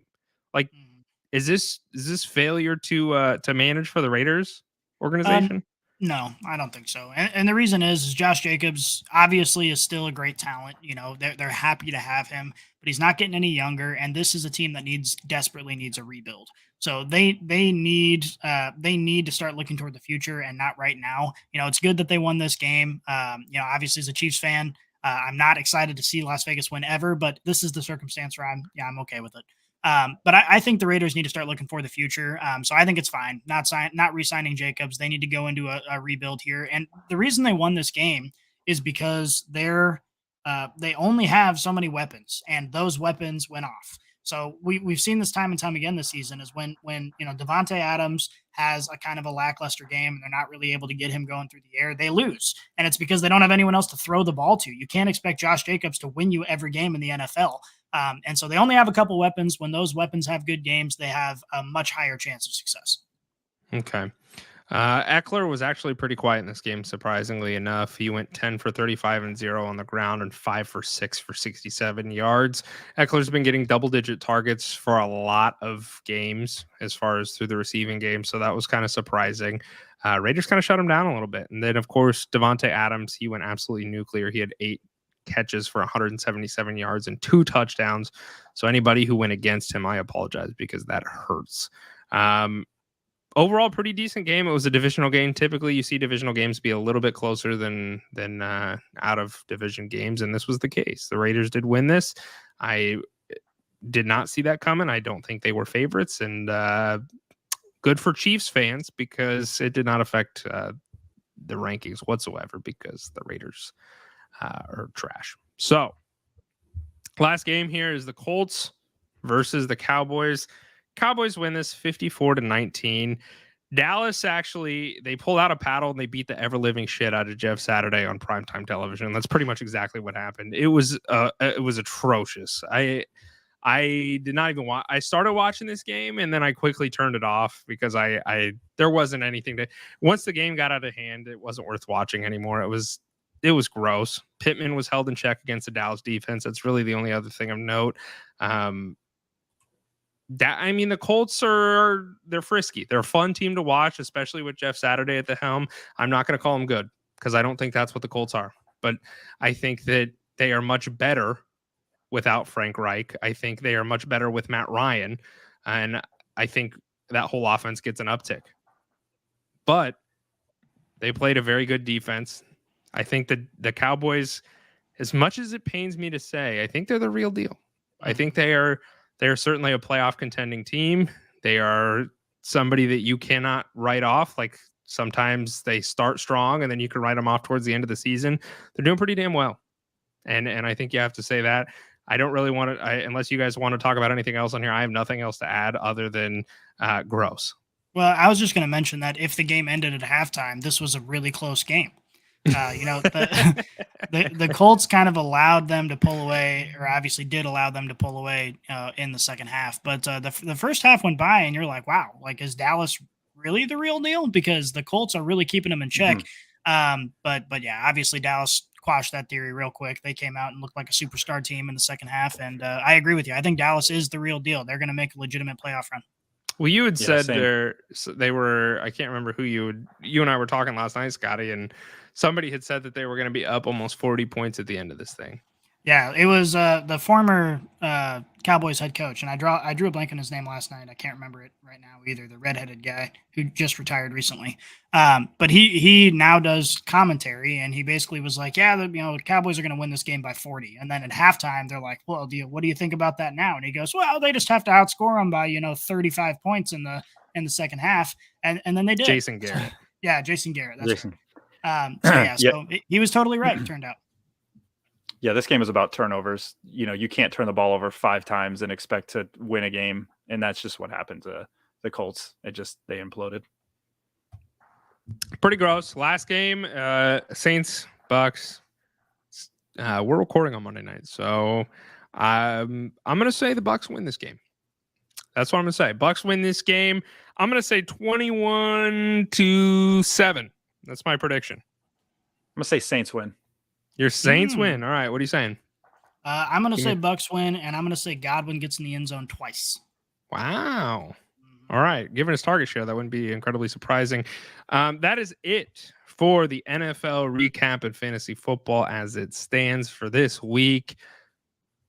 This is up and down, man. It is so up and down in the NFL. There's some weeks where everybody eats for fantasy football production and it's super fun and it's just chaos and I love it. And then there's weeks like this where it's like, yep, Devontae Adams did really well and so did the Browns defense. So very up and down this year and it kind of sucks.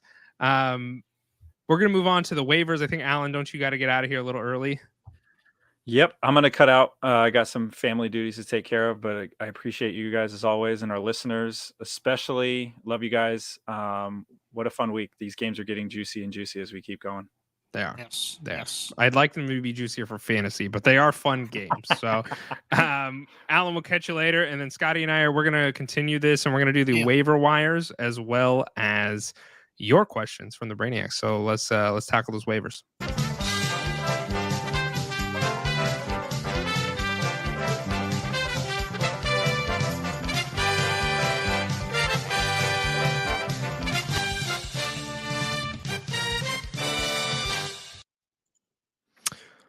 First waiver wire ad, Brock Purdy, the quarterback for the 49ers. If you're in a super flex league and you are super desperate, you could maybe add him. He is whatever is less than 0% owned in fantasy football. And you got to understand, I'm not advising you do this. I'm really not, but I would feel sad if I got through the whole podcast episode and somebody said, should I add Brock Purdy? The answer is no, you shouldn't. But have at it if you're that desperate. There's a rumor that Matt Ryan may request to be released to come join this team. I'm assuming they're going to try and find another quarterback solution besides Brock Purdy. But at this current moment that we are recording this podcast, he is still their starting quarterback. So I would not start him over almost any other quarterback. But if you're in a super flex league and you're desperate, I guess I wouldn't hate it. So, well, and let's be real here. I mean, the fact of the matter is that anyone in this quarterback slot can be successful with this team. There are so many weapons on this team, and especially playmakers that you can give the ball like 1 yard from the line of scrimmage and they make something happen. Like there are so many people on this team with that ability that you could be successful with Brock Purdy, because he's just got to hand the ball off to Christian McCaffrey 18 times and then throw it 4 yards to Debo and let them both do their thing. He honestly didn't look bad. I mean, he's a backup's backup, but he didn't look terrible. I agree with you. I think it's probably smart for them to try and find another option. It sucks that the trade deadline has passed, and so that severely limits their ability in that regard. But I really, I don't hate necessarily the idea that Brock Purdy could be productive for a fantasy team because of the weapons around him. The same way that Jimmy G. I mean, Jimmy G is nothing special, and yet he finds a way to be productive most weeks because he doesn't have to do much. He just gives the ball to the playmakers. I think it's because he's so handsome. I think that's what it is. He is so good looking. I thought my wife was going to cry when he got carted off. She was watching him get carted off, and I saw the tear glisten in her eye. Yeah, my girlfriend, she let out an audible scream when she heard it. So, Brock Purdy, I'm not buying in on it because there's still other quarterbacks on the waiver wire that I think are going to suffice more than Purdy, but in a super flex format, maybe worth consideration. So, next up on the waiver wire is Cam Akers. We touched on him earlier, fourth round draft pick for fantasy football. I'm not going to tell the whole story again, but it looks like maybe this backfield is Cam Akers. It's his backfield now.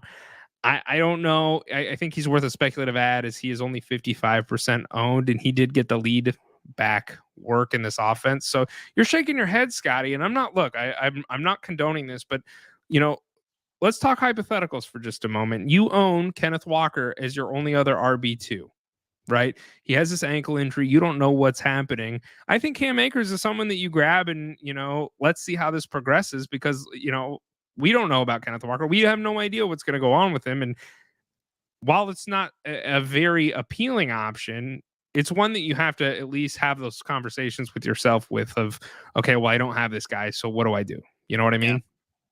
Yeah, no, and that's fair. I mean, if you find yourself in a position where you just need someone with upside, right? He's got more upside than a lot of guys on the waiver wire because you know what those guys' workload is. And Cam Akers, he might get 6 touches one game and he might get 20 the next game. Like you just have no idea. So he does have some upside in that regard. I forgot the point that I was going to make, but I guess the what I want to drive home is this is gross. I mean, it really is gross. I guess what I was going to say is, if you are relying on Cam Akers to come in and score points for you and be productive, then you're probably fighting to stay out of last place at this point. That's where I'm at. So yeah, me too. I get it. I look at all these scenarios. Next waiver wire ad, another speculative ad is James Cook. He did get the workload in this last game, and I am not 100% sold that he sticks with it. But I think he is more of an, all right, we're winning. Let's see how our future looks like with this rookie kind of mindset, like I touched on earlier.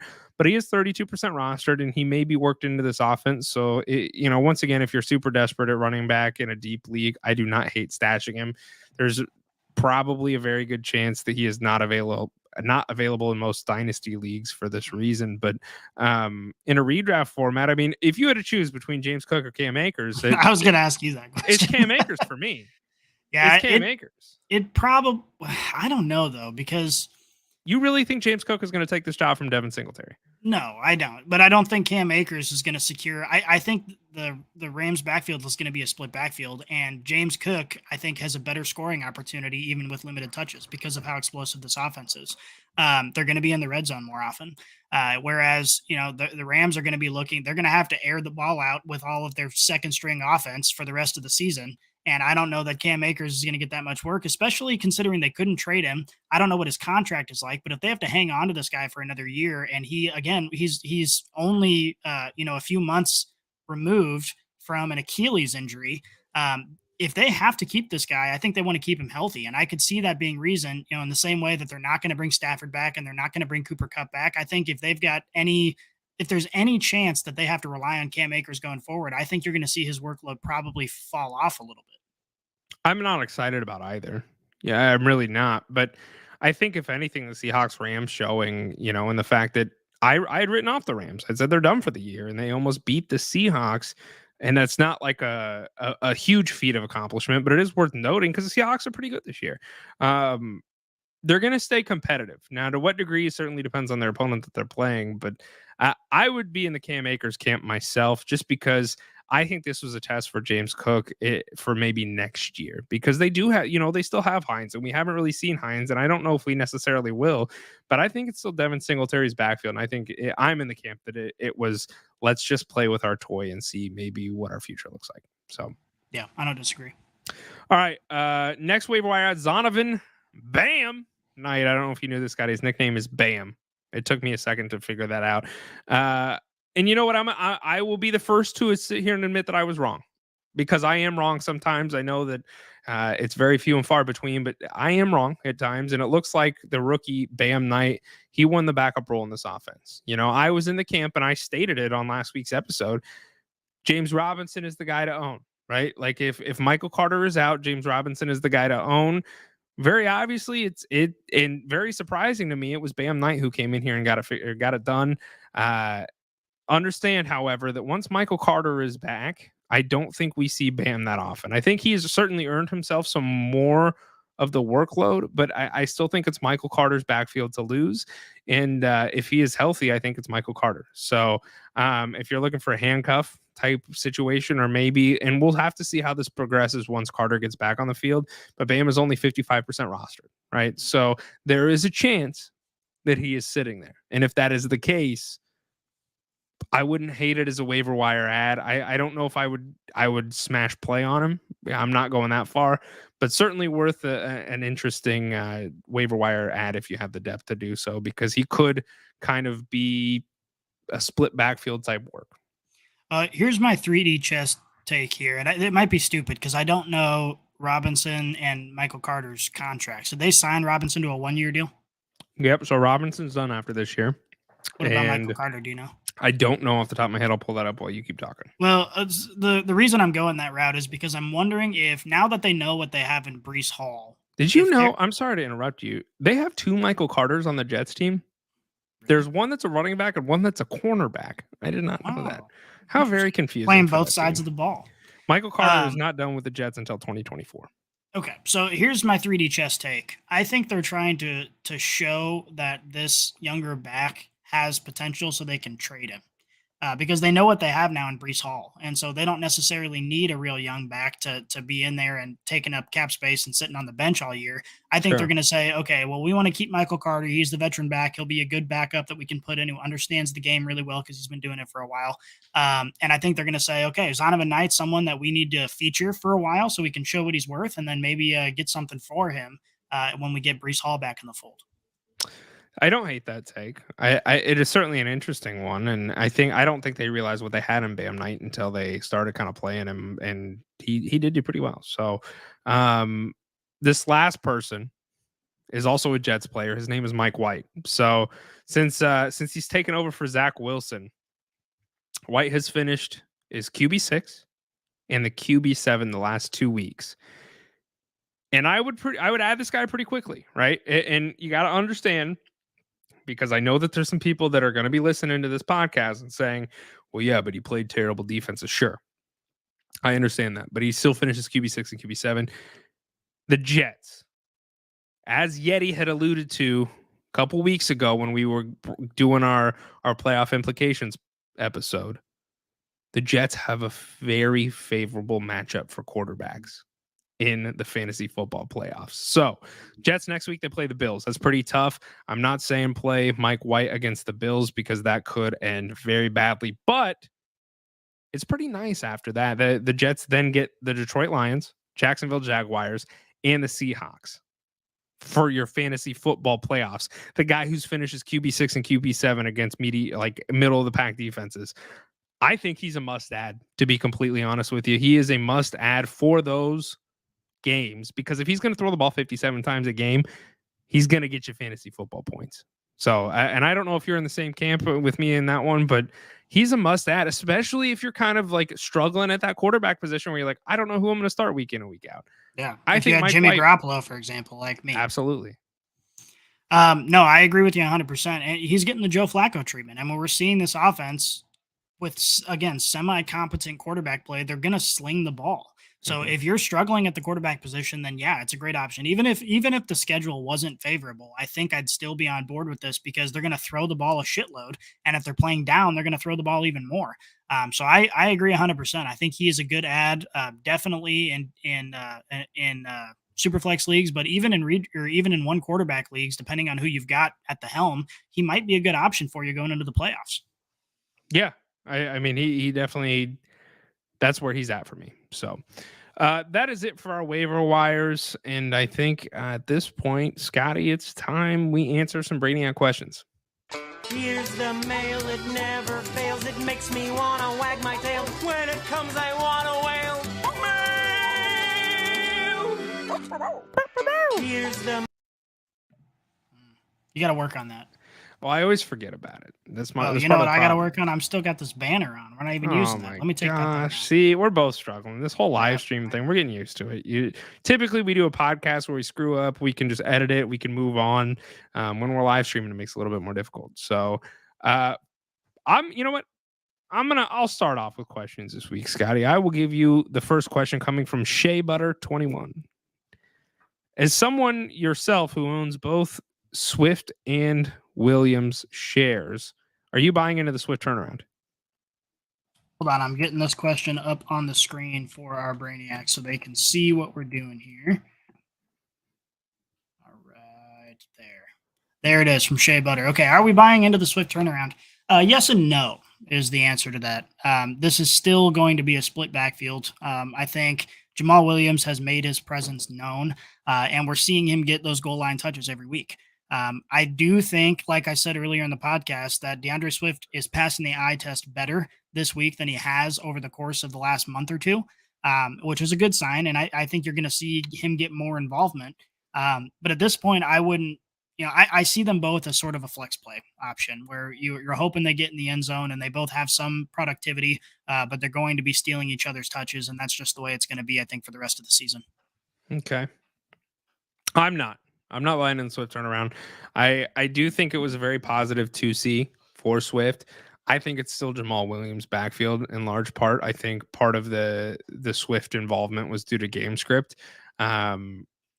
If I had to choose which one I would rather own, because I own no shares of either, it would be Williams for me. I think he's the guy that I do want to own. So I'm not buying into the turnaround. I think it was certainly a good thing to see from Swift because we have not seen anything from Swift as of late. So it was very refreshing to see, and it was a sign of life, which is great, but I'm not necessarily buying into it. And that's my answer. All right. You want me to take over? Yeah, go ahead. All right. Next question comes from Minecraft Daber 69. I don't know what Daber is, if that's a Minecraft reference. I don't know. Maybe it's Dabber. Not that changes anything because I don't know what that means either. Dabbler, maybe? I don't know. I don't know. Who knows? Okay, Minecraft Daber 69. They are in a redraft one quarterback league. Would you trade Rondale Moore and Tyler Lockett for D-Hop? I would. I don't know if you would. I think I would because Rondale Moore, especially this is in a redraft format. Rondale Moore, I don't think is gonna. I don't really know if he's going to be on the field. What made Rondale Moore so very appealing was his PPR usage and the fact that he was very involved in catching the ball when he was on the field, but he had some health problems. And then Tyler Lockett actually has been great. You know, Scotty, you talked about this in preseason when we were doing this show, and you said, look, you need to draft Tyler Lockett over DK Metcalf because they're very, very similar, but Tyler Lockett is a better value. He's at a better value. I think he was like 10th round. So Tyler Lockett has certainly been usable. You've been happy if you've had him, but I think the volume and the talent level of D Hop cannot be ignored. And he is a focal point for this Cardinals offense. I would take D Hop personally. And I don't know if you're in the same camp, but that I would take that for D Hop. Yeah, I mean, it depends on what your wide receiver room is looking like outside of those two, because you're trading away two very feasible pieces for a superstar. So if you're able to substitute another usable piece in there with that superstar, then yes. So I think it probably depends on what your bench looks like. But in a vacuum, yeah, I think it's probably worth it for D-Hop, given his volume and given the fact that he's not only a focal point of this offense, but he's a leader on this team, and he's demonstrated that time and time again on the field and on the sideline. You can just tell that this guy kind of runs the show over there. He's the one, talking down Kyler Murray when he's throwing his temper tantrums. And that's great to see. You want your star players to do that. And I think D-Hop not throw temper tantrums, not to be confused. We don't want Kyler Murray throwing temper tantrums. Yes, true. But no, it just demonstrates that he is bought into the system and they've bought into him. And so I think D-Hop, despite his steroid use, is a good option to have.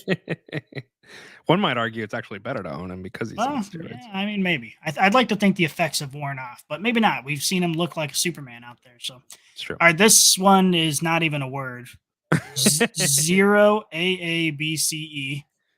They banned? I don't know. It probably means something I don't understand. So I'll give them the benefit of the doubt. Okay. They ask, rest of season PPR league, are you taking Kamara or Swift? Gross. I didn't think this would be gross at the beginning of the season, but now we're at a point where it's kind of gross. It's very gross. I think this is a disgusting question. It is neither a choice because I would take that. If I had to choose, man, I'm trying to look up. At this point, I'm just looking at their schedules. That's kind of where I'm at. I'm going to take Swift. I'm going to take Swift solely based on schedule. The Lions, dude, I'm not even lying right now. They'll see what I did there. I'm not lying. The Lions, they could end up sneaking into the playoffs. Hear me out. Lions, they play the Vikings this week. It's going to be a very interesting game. It's going to be a big game for them. Really big game. But then they play the Jets, another big game. Then they get Carolina and the Bears and the Packers. So, like, the Carolina and the Bears make me want to say Swift. But then you've got Kamara, who goes on bye week after they finish with Tampa here. And then he gets the Falcons, Browns, Eagles, and then he gets Carolina. But you're not playing fantasy football unless you play till week 18. I'm going to take Swift.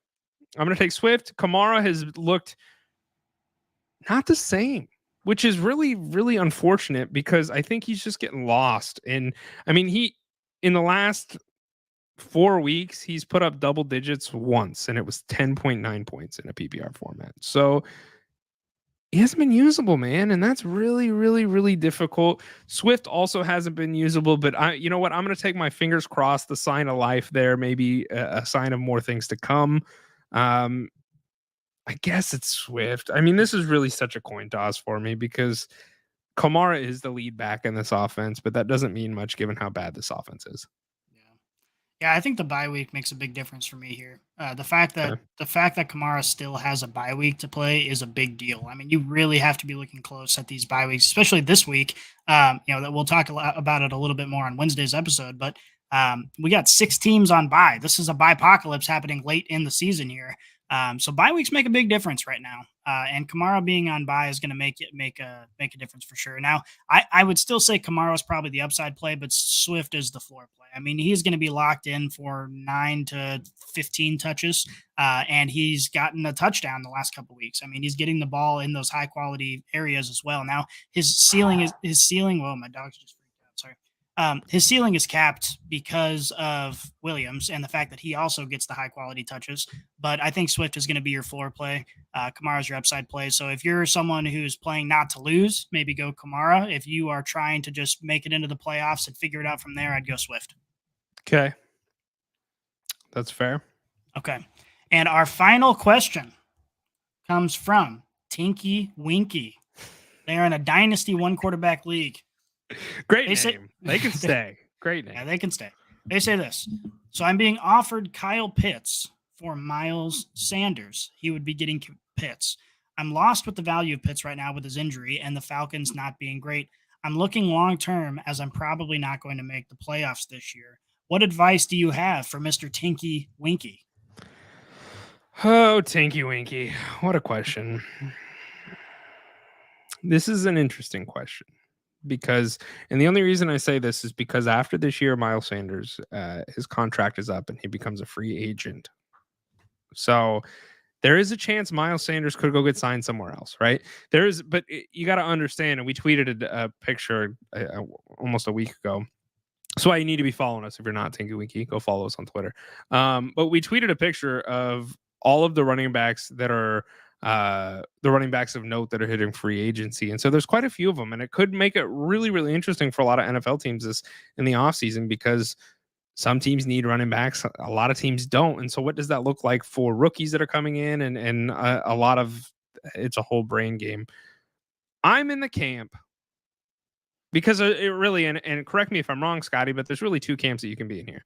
You're in a camp that you believe as an owner of Kyle Pitts that the Falcons are going to figure it out and they're going to draft a quarterback next year and or Desmond Ridder is going to end up showing up. But I don't want to count that because I don't know if we're going to see it.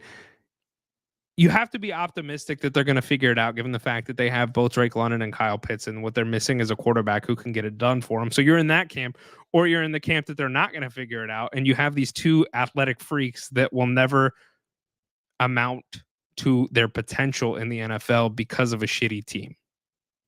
So that's how I look at this question, because that is what you have with Kyle Pitts. Kyle Pitts is a freak. He is a huge athletic human being that is on a very bad team to no fault of his own.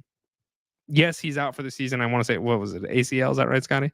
That doesn't concern me. And I don't know if that concerns you in a dynasty format. Yeah, you've seen players come back from ACL surgery sometimes and they don't look the same. I'm not necessarily concerned with that in a dynasty format, especially for a Miles Sanders trade. Miles Sanders, the problem with Miles Sanders, however, is the Eagles, because Jalen Hurts is the running back one for that team and always will be. So will Miles Sanders, where does he go in that offseason? So you're taking a little bit of risk with both. I'm in the camp, I think I'd rather own Pitts. That's probably the camp that I'm in, because first and foremost, the tight end position is so incredibly difficult to predict. And you cannot get good tight ends other than Kelsey or Andrews. Beyond that, you can't trust any of them. Pitts is in that category of can't trust. But if they get a quarterback, he is one of the most talented in that position as far as athletically speaking for a tight end. He just doesn't have anybody to get him the ball. And so I think I would take the risk on Kyle Pitts personally. I don't know if you share that same sentiment, Scotty. Yeah, no, we mentioned it on Twitter. There are 8 tight ends this year that are averaging double-digit points, and 6 of those 8 are averaging between 10 and 12 points. Mark Andrews is averaging 14. Travis Kelce is averaging 21. What all this is to say is having an elite tight end is a game changer for your team. Kyle Pitts is that. If he finds himself in the right system, he is going to be in that conversation with that top tier of tight ends. He is a freak of an athlete. He's just a great player all around. He's someone that we saw his potential to some degree last season when he was with a better quarterback, and we saw him perform. We saw him produce. So I think I agree with you. I mean, just with the uncertainty, even if we knew Miles Sanders was going to come back in and play the same role in this offense next season, I might go Miles Sanders, because the running back position is also pretty up in the air. With so many teams now going to split backfields, it's very difficult to find that workhorse. Miles Sanders is a pretty great running back for being essentially in a split backfield situation with Jalen Hurts. I mean, he's splitting those carries with Jalen Hurts. And he does pretty well for being in that situation. The problem is we don't know where he'll end up. He might end up going somewhere else and being side by side with another running back and end up getting, 8 to 12 touches a game. And that is okay. But with Kyle Pitts, you're getting a potential league winner if they figure it out. And I think the Falcons at this point, they obviously have to make a quarterback change. I think they know that as well as anybody. Everybody who's watching this team knows that. They've had a decent amount of success this year in spite of that, just because of how weak this division is. But the fact of the matter is they know they have to make a change. This is not sustainable. And I think they go and draft a quarterback in this stacked draft class coming up next year. I think that's what they do. And I think Kyle Pitts is going to be a major beneficiary of that. So I agree with you. The upside of this trade is Kyle Pitts, and I am all about the upside. Yeah, and you know what? I think it also has to be noted that it really depends on what your makeup looks like for your team and your picks and those kind of things. Because when you're playing dynasty football, you have to take all that into account. So, like, what does your running back situation look like? Can you afford to lose Kyle or Miles Sanders and still have enough, or do you have picks in which you think you can reload and some running backs? So, I'll have to take that into account. We have one more question from JJ Keats. He is down 10, and should he play Olave or Godwin for the win this week? So obviously this game has started, Scotty, and it's 3-0. Is it Olave or Godwin? Who's winning? For JJ Keats. Oh shoot, I think it's the Bucks. The Bucks are winning 3-0 at the moment. I think you got to go Godwin. His target share is elite. And even though this offense has looked very disappointing in recent weeks, Godwin is still seeing a huge amount of the volume. He's had a hard time finding the end zone throughout his career, but he started to find it here in the last few weeks. And as I predicted just a few minutes ago, I think he's going to get in the end zone twice in this game. So I think Godwin is the upside play. He's the one I'm going with. I would agree with that. I would play Godwin as well. You cannot argue with the amount of targets, and he's starting to see touchdowns. Hopefully that trend continues. So that's my answer, JJ Keats. I hope that Godwin is who you started, and I hope he pans out for you. Best case scenario, they both get you over 10 points and you win either way. That is all the time that we have. It has been a rather lengthy episode, but we hope you found it very informational and or enjoyed some of the conversation that we had. If you could do us one favor, everybody, whether you're listening to us on podcast or you're on a live stream, wherever, just click subscribe. That would mean the world to us. We are a small little podcast, and it does mean the world when we have our fans engaging with us. Go follow us at Leatherbrains on Twitter. Have a very engaged community we're getting close to 10,000. That's the end of season goal. So we have almost 10,000 followers. We're getting towards it. Go follow us over there. We're constantly talking fantasy football. It's a good old time, and let us know what you think. If you enjoy the content, you have any recommendations, anything you would like us to talk about, hit us up. We're always open for conversation. Well, and just one last thing before we wrap it up here. We mentioned it on Twitter, but I do want to give a sincere thank you to the Brainiacs on Twitter. We obviously do this podcast. This podcast is kind of the primary reason we started gathering, but Twitter has really turned into its own animal. And we get a ton of engagement with a ton of football enthusiasts and fantasy football managers over there. And it makes it fun. I mean, I wake up every day. I get to read through all these different takes. Everybody has their own opinions about fantasy, and everybody, sometimes we get along better than other times, but man, I love the engagement over there. It's been a blast on this ride to 10,000, and I look forward to doubling and tripling and quadrupling that over the course of the next few seasons. So thank you everyone for participating on Twitter and in the podcast. I've had a blast doing it. Absolutely. I could not agree with you more. Very well said. That's all the time we have, everybody, and we are. Thank you for listening to this episode of Leatherbrains. If you enjoyed the show, please consider subscribing and leaving a 5-star rating on your favorite podcast app and YouTube, as well as following us at Leatherbrains on Twitter and Instagram. If you're looking for specific fantasy advice, including draft advice, trade insight, starts and sits, or even if you want our thoughts on your sports bets, please feel free to send us a DM on Twitter for an answer and a chance to have your question featured on a future episode. Again, thank you for tuning in, and we'll be back before you know it.